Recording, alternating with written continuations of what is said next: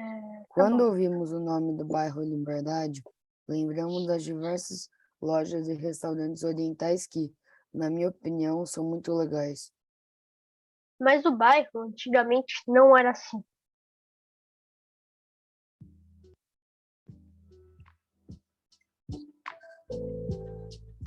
Essa daqui é a história do Cemitério dos Aflitos. Meu nome é Diogo. E o meu nome é Dante.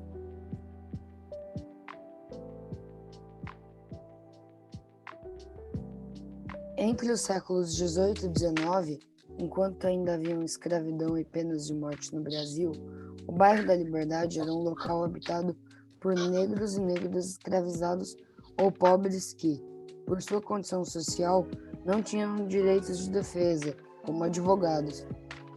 Além de levarem pena de morte por pequenos atos que considerassem errados brancos. Essas pessoas, por não serem importantes, vamos dizer assim, eram literalmente jogadas como lixo, sem funeral, pois nem família tinham, no cemitério dos aflitos. Como esse cemitério não era importante nem tombado, este foi enterrado pelo crescimento das cidades.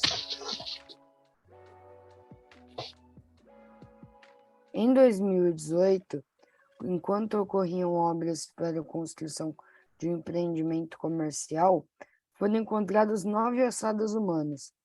Um grupo de arqueólogos estudou e confirmou que o lugar se tratava do antigo cemitério dos aflitos, que foi enterrado pela construção antiga. Tá, agora Dante, vamos para a segunda parte do podcast, que é basicamente uma discussão que vamos ter com eu e o Diogo. Bom, Diogo, o que você acha sobre antigamente como é que eram tratados os negros, sabe? Tipo, eu acho uma coisa deprimente da história do Brasil, né? sim, realmente, as pessoas deveriam ser tratadas igualmente, porque pessoas são pessoas, né, gente? Deveriam ter direitos iguais, como É, defesa. Antes sim, exato. existiam certas pessoas que iam nesses lugares e defendiam essas pessoas, mas isso era muitas poucas vezes. Essas pessoas, por serem escravos e pobres, eram muito subjugadas pelos brancos ricos e pessoas que eram superiores, vamos dizer assim, a eles. Eu acho muito triste, né? Porque elas não fizeram nada. Muitas vezes a maioria eram africanos, porque não sei se vocês sabiam, mas os índios começaram sendo escravos, mas como os índios conheciam muito bem as matas, tudo isso eram fáceis de. Eles conseguiam, fugiram facilmente. Então, os brancos, os colonizadores, eles buscaram escravos encontraram os negros e como eles não conheciam o Na lugar África, direito, na África, vinham de lugares completamente diferentes, a África, que muitas vezes é um lugar, às vezes, é, de savana, né? eles não E conheciam o terreno, né? é um lugar tropical com animais que eles nunca viram. Então, Sim. coitados. E ainda É, a maioria, a maior parte dos escravos do que foram para o Brasil, é a maioria da África, porque os colonizadores tinham estratégias. Então, se quando que a gente olha, a gente descobre esses cemitérios, a gente consegue encontrar vestígios de outras culturas, não só da indígena do Brasil, mas também da africana, traços afro-brasileiros.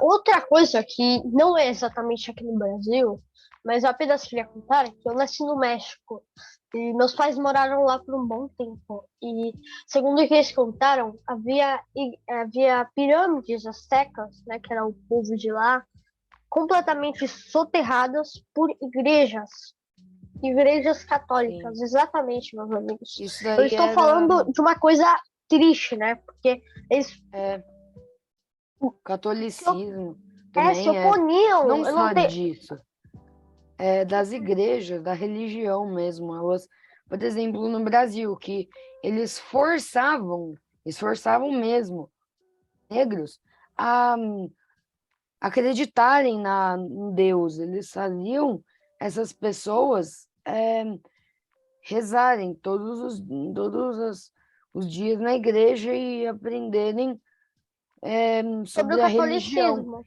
E Apagavam muitas totalmente vezes as linhas, os é traços deles.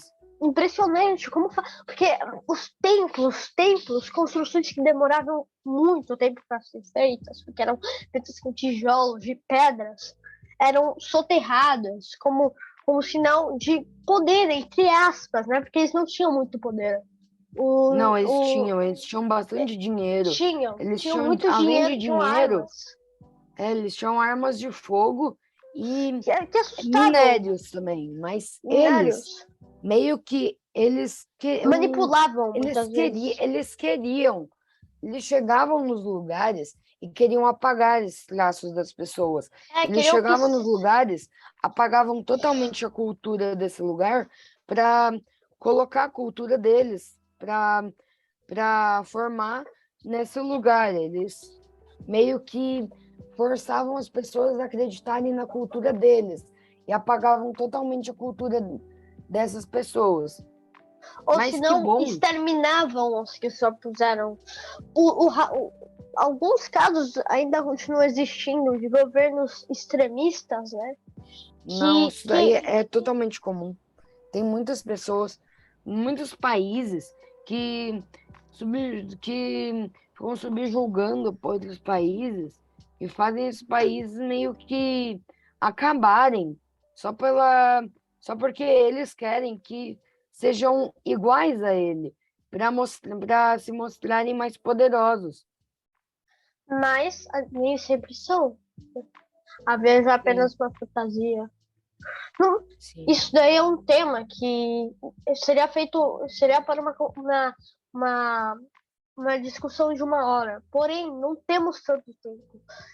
Mas para que isso daqui seja podcast, talvez até mental, vamos fazer uma pergunta para você. Será que isso daí ainda existe? Pense bem nisso, porque Muitas, a, pe a pessoas, tem pessoas que dizem que não, o, a escravidão não existe mais, mas existe sim, né? E, bom, pode dizer, Diogo. muitas pessoas, mesmo que esse não sendo o assunto do podcast, muitas pessoas hoje também trabalham em condições análogas à escravidão, que são descobertas ao longo do tempo. E é muito triste isso, que as pessoas, elas querem meio que continuar com essa ideia de escravidão, que outras pessoas trabalhem para elas sem ganhar É, nada. E o bom é que agora muitas pessoas estão resistindo a isso, estão ajudando a que essas culturas meio que renasçam das cinzas, o que acontece muito depois da colonização.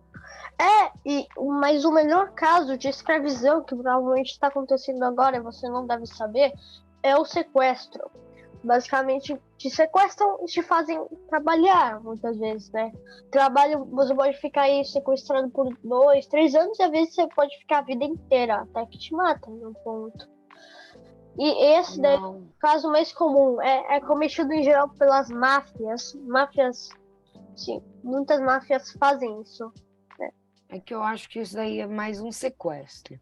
Mas é, Mas ainda vale a gente, como escravidão.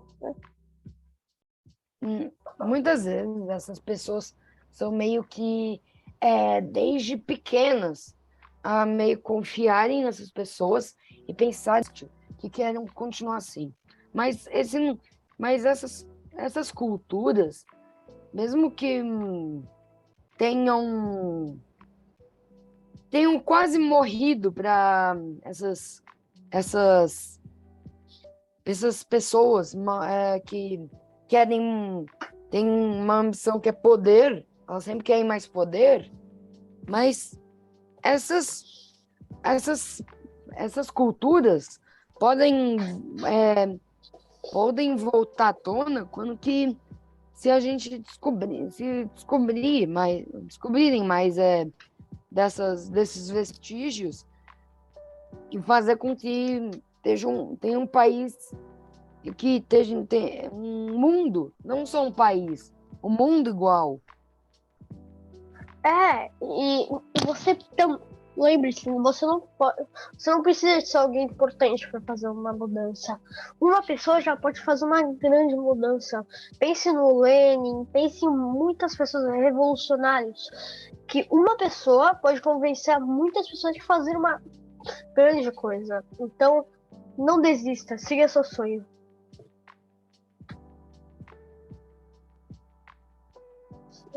Também queria comentar que existem muitas organizações que, que ajudam a ajudar pessoas com falta de comida, que às vezes um pouco de dinheiro pode ser muita coisa para uma família, por exemplo. Às vezes um simples brinquedo que você doa pode ser uma grande mudança para alguém, sabe? Algo muito importante, mesmo ao, por exemplo, a pelúcia pode ser algo incrível para alguém que nunca viu algo assim, sabe? Então, vamos tentar ajudar isso. Vamos tentar abolir essa coisa que ainda tem pouco, mas vamos tentar destruir isso, né? Sim, acho que é melhor a gente ir encerrando por aqui, porque É bom. esse assunto dos tempos antigos e do que está acontecendo ainda hoje, de pobreza, situações análogas à escravidão, pode se bifurcar em vários outros assuntos. Então, acho que a gente já vai encerrando por aqui. Eu acho que Obrigado isso pela atenção. é bom. É, adeus.